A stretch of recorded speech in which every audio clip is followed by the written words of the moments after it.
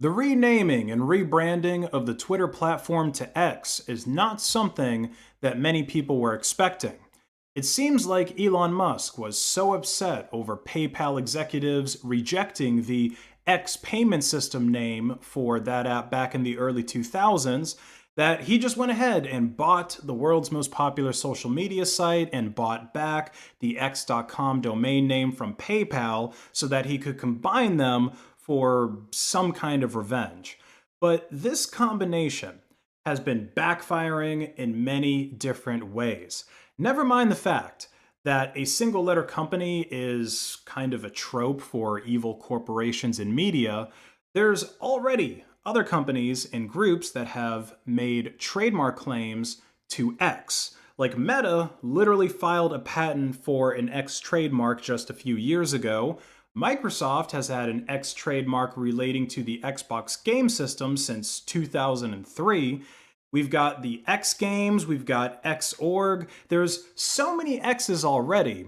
Plus, on the internet, X is more often than not related to pornography. For example, Indonesia has already banned the domain x.com because, according to their Ministry of Communications and Informatics, a previous owner of the site used to host porn there or gambling or one of the many things that are banned on the Indonesian internet. And similar things have happened in other countries where the governments are more strict about what you're able to view online, but those issues are mostly localized.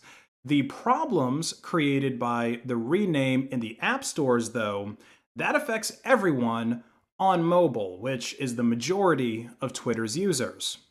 So when you search for apps in the App Store, and especially when you go on Google or another search engine to try to find apps, the app developers really need to make sure that their listing in that app store has good search engine optimization or SEO. Like, you're probably not going to find a camera app, for example, if it doesn't have the word camera in the title and the description. So when Twitter first renamed themselves to X, they removed all mention of Twitter from their App Store listing. They didn't even call the app X, formerly Twitter, or nothing like that. Meanwhile, nobody else was targeting the word Twitter in the app stores, not even third-party apps, because most of those got killed off by Twitter's API prices. So it was pretty much just a free-for-all for anyone to target the word Twitter in these app stores and trick a bunch of people into downloading their app. And we all know how rampant malware is in the Google Play Store, and that's without a hugely popular social media site basically committing SEO suicide overnight. Now, as some of you know, SEO isn't as powerful as it used to be. These days, it's mostly a pay-to-play game, and well, Facebook took the opportunity to pay up and buy ads in both the Apple App Store and the Google Play Store, and they bought these ads in order to make their Twitter clone called Threads show up first whenever people would search for Twitter. That probably got Threads a lot of new users. I mean, put yourself in the mind of someone who chronically uses Twitter. You're barely able to use a smartphone or a smart anything, so you type in the word Twitter into your app store and some weird squiggly thing comes up, but you install it anyway, and it gives you that dopamine hit that feels pretty similar to the mindless scrolling that you did on Twitter, and boom, now you're addicted to a new drug, just like a crackhead switching to meth for financial reasons. Meanwhile, if you are the kind of person who does actually kind of keep up with internet news, and you decide to install X on your phone just to see what the deal is, you're like, oh, they rebranded, maybe the site's got a different feel to it now. So you go and you search for X in the App Store, or you search for X on Google with Safe Search off, which probably led you to finding a bunch of apps associated with Chuck and his line of work.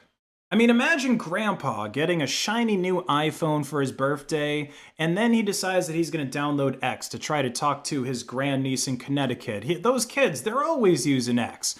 He's going to end up installing a hentai app and giving himself a stroke. I mean, this is just irresponsible rebranding at that point. Now, if you thought that SEO drama in the App Store was bad enough, X could end up just getting delisted from app stores altogether if they end up removing the block feature like Elon Musk recently said he wanted to do. Most social media apps, they give you the option to block people or even block specific kinds of content, which I honestly think makes a lot of sense. I'm all for free speech, but I'm also for people being able to cover their eyes or ears to avoid seeing or hearing things that they don't want to hear or see. It's certainly a lot better than canceling people.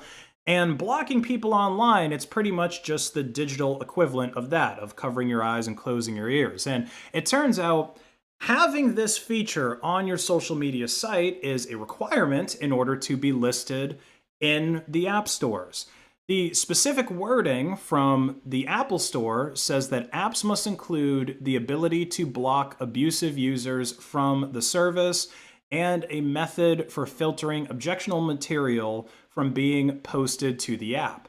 And on the Play Store, they say that apps with user-generated content, so this meaning tweets from people in this case, they must have an in-app system for blocking user-generated content and users. So if these two app stores decide to delist Twitter, the Google Play Store and the Apple App Store, I think that would pretty much tank their user base.